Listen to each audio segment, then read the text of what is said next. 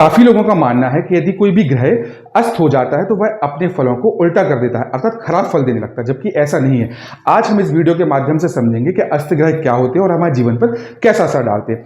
देखिए, कुंडली में सूर्य को राजा की उपाधि दी गई है और सूर्य सबसे प्रकाशवान भी है। तो जब भी कोई ग्रह सूर्य के आसपास या सूर्य के अगले या पिछले भाव में बैठते हैं तो देखा गया है कि वह ग्रह एक सर्टेन डिग्री में अस्त हो जाता है। वो डिग्री क्या है हम उस पर भी चर्चा करेंगे। पर मान लीजिए जैसे यहाँ पर गुरु बैठ गए हैं, यहाँ पर मंगल बैठ गए हैं सूर्य वाले घर में, और सूर्य के पिछले घर में मान लीजिए शनि बैठे हैं और ये एक सर्टेन डिग्री में बैठे हैं, तो ये हो सकता है संभवतः ये ग्रह अस्त हो जाए। अब अस्त हो जाएंगे तो क्या होगा, अपने फलों को खराब कर देंगे? नहीं। जब भी कोई ग्रह अस्त होता है तो क्या होता है कि सूर्य अपने आप में एक बहुत तेज ग्रह है, बहुत तेज शक्ति है, प्रकाशवान है। तो होगा क्या कि सूर्य का प्रकाश जो है वो कंपैरेटिवली उस ग्रह के बहुत ज्यादा तेज हो जाएगा। तो जो इस ग्रह जैसे गुरु बैठे हैं यहाँ पर, इनके कार्य तत्वों में कमी देखने को मिलेगी। बुरा फल नहीं देंगे, कमी देखने को मिलेगी। एक चीज और मैं आपको क्लियर कर दूं कि बहुत सारे लोगों का मानना है कि यदि बुध सूर्य के साथ बैठ जाते हैं तो अस्त हो जाते हैं। ऐसा निशान आपने नहीं देखा होगा, सूर्य बैठे हैं और बुध बैठ गए और अस्त हो गए। बुध कभी भी अस्त नहीं होते हैं। बुध और सूर्य मिलकर ही बुधादित्य योग, राजयोग का निर्माण करते हैं, और बुध चूंकि सूर्य के साथ मिलकर एक नया योग बनाते हैं, इसलिए बुध कभी भी अस्त नहीं होंगे। भले ही आपकी कुंडली में दिख रहा है कि बुध अस्त हैं, पर वो अपना प्रभाव हमेशा अच्छा ही देंगे, क्योंकि बुध की एक खासियत है कि बुध जिस भी ग्रह के साथ बैठता है उनकी शक्ति को, उनके कार्य तत्वों को कहीं ना कहीं अपने ऊपर ले लेता है या उनके जैसे काम करना शुरू कर देता है। तो अब कैसे समझें कि कौन सा ग्रह अस्त है और वो कैसे फल देगा। मान लीजिए गुरु किसी व्यक्ति के अस्त हो गए हैं। अब गुरु क्या है, ज्ञान के कारक माने जाते हैं, तो कहीं ना कहीं थोड़ा सा ज्ञान तत्व में अपन को कमी देखने को मिलेगी। गुरु भाग्य के भी कारक माने जाते हैं, तो कहीं ना कहीं थोड़ा सा ऐसे व्यक्ति का भाग्य थोड़ा सा, मतलब ऐसा नहीं है कि यदि 100% उसका भाग्य साथ दे रहा है तो 70% असर कर देगा। क्यों? क्योंकि सूर्य के प्रकाश से इसमें कहीं ना कहीं एक छाया आ गई। अब वहीं पर यदि मान लीजिए शनि अस्त हो जाते हैं। अब शनि क्या है, शनि जब भी अस्त होते हैं तो व्यक्ति है ना एकाग्र नहीं हो पाता है, किसी भी चीज में पंचुअलिटी नहीं रख पाता है। जब भी जिस भी व्यक्ति का शनि अस्त होगा आप पाएंगे कि उसकी किसी भी चीज में पंचुअलिटी नहीं है। मतलब वो कोई भी काम करेगा तो आलस से आ जाएगा, या उसको लगेगा कि यार मैं कैसे करूंगा, थोड़ा सा करेगा, शुरू करेगा फिर खत्म कर देगा। तो कहीं ना कहीं पंचुअलिटी की कमी देखने को मिलती है। इसके बाद यदि हम बात करें शुक्र की, अब मान लीजिए शुक्र अस्त है, तो शुक्र में मैंने देखा है कि ऐसा व्यक्ति अपने रिलेशन से, यदि हस्बैंड है तो वाइफ से, वाइफ है तो हस्बैंड से, गर्लफ्रेंड है तो बॉयफ्रेंड से, बॉयफ्रेंड है तो गर्लफ्रेंड से, कोई भी रिलेशन में होंगे तो वो सेटिस्फाइड नहीं होंगे किसी ना किसी रूप में, या तो उनको कोई ना कोई हमेशा कमी लगी ही रहेगी। पर यहाँ पे एक बात आप समझ लीजिए, यदि कोई ग्रह खराब फल देने वाला है, मान लीजिए आपकी कुंडली में मंगल खराब फल देगा और मंगल खराब फल देगा पर मंगल अस्त हो गया है, तो इसने अपने खराब फल के कार्य तत्वों को भी कम कर दिया है। पर एक चीज आप ध्यान रखिएगा कि राहु और केतु कभी भी अस्त नहीं होते हैं। एक्चुअली क्यों नहीं होते? राहु और केतु छाया ग्रह हैं।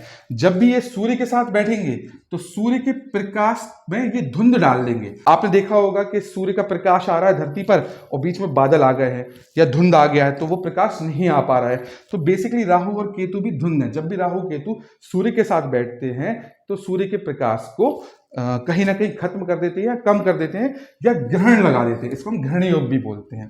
अब यदि हम बात करें सबसे ज्यादा कौन सा ग्रह इंपैक्टेड होता है, तो अस्त यदि कोई ग्रह इंपैक्टेड होता है तो बाकी ग्रहों पे आपको बहुत कम असर देखने को मिलेगा। सबसे ज्यादा होता है वो है चंद्र।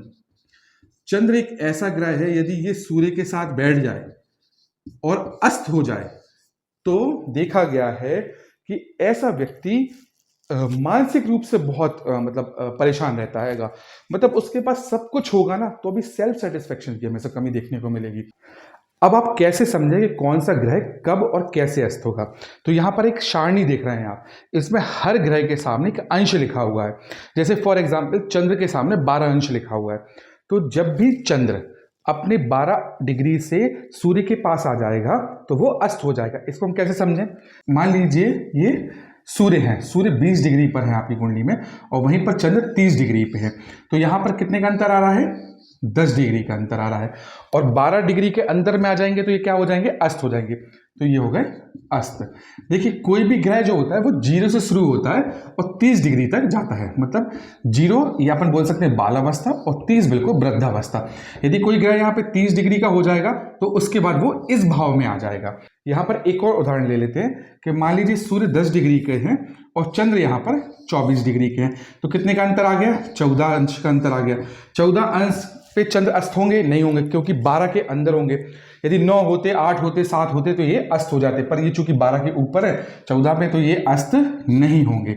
यहाँ पर हमने एक और उदाहरण लिया सूर्य का गुरु के साथ, ताकि आपको क्लियर हो जाए और कोई भी डाउट नहीं रहे। तो गुरु आप देख रहे हैं कि जब भी 11 डिग्री के अंतराल में आएंगे तब वो अस्त होंगे। अब यहां पर मान लीजिए सूर्य 25 डिग्री पर बैठे हैं, ठीक है, और गुरु 4 डिग्री पर बैठे हैं, तो कितने का अंतर आ गया? 25 से 26, 27, 28, 29, 30 और 1, 2, 3, 4, 9 का अंतर आ गया। और 9 का अंतर आ गया मतलब गुरु 11 के अंदर जब भी आएंगे तो वो अस्त हो जाएंगे। तो यहां पर वो क्या हो गए? अस्त हो गए, अर्थात गुरु अस्त हो गए। इसी के अपोजिट एक और उदाहरण लिया है कि सूर्य 20 डिग्री के हैं और गुरु 6 डिग्री के हैं। अब इनमें कितना अंतर आ गया? 20 और 6 में, तो 10 और 6, 16 का अंतर। तो जब भी ये 11 के ऊपर जाएंगे तो अस्त नहीं होंगे, अर्थात ये अस्त नहीं होंगे। कहने का मतलब कि चंद्र 12 डिग्री पर, मंगल 17 डिग्री पर, गुरु 11 डिग्री पर, शुक्र 9 डिग्री पर और शनि 15 डिग्री पर, जब भी वो सूर्य से इस बीच के अंतर में आएंगे तो अस्त हो जाएंगे, और इनका अंश इसके ऊपर जाएगा तो वो अस्त नहीं होंगे। हालांकि आजकल आप सॉफ्टवेयर में खुद ही देख सकते हैं कि ऐसा निशान आपने देखा होगा, इस तरीके का निशान बना होता है। कोई ग्रह लिखा है, मान लीजिए यहाँ पर मंगल लिखिए और इस तरीके के निशान है, या यहाँ पर ऐसा अस्त भी लिखा होगा। पर फिर भी यदि किसी को समझना है तो एक मैंने बेसिक थोड़ा सा ब्रीफ दे दिया हैगा कि अपन कैसे समझ सकते हैं कि वो ग्रह अस्त है। हालांकि मैं जैसे पहले भी बता चुका हूं कि अस्त ग्रहों का प्रभाव सिर्फ और सिर्फ कम होता है, नेगेटिव और खराब बिल्कुल भी नहीं होता। तो ये चीज आप हमेशा क्लियर रखना, बस उनके कार्य तत्वों में, उनकी शक्तियों में थोड़ी सी कमी आ जाएगी। यदि मेरे वीडियो से आपको थोड़ी भी जानकारी मिली हो, थोड़ा भी अच्छा लगा हो, तो प्लीज़ शेयर एंड सब्सक्राइब जरूर करें।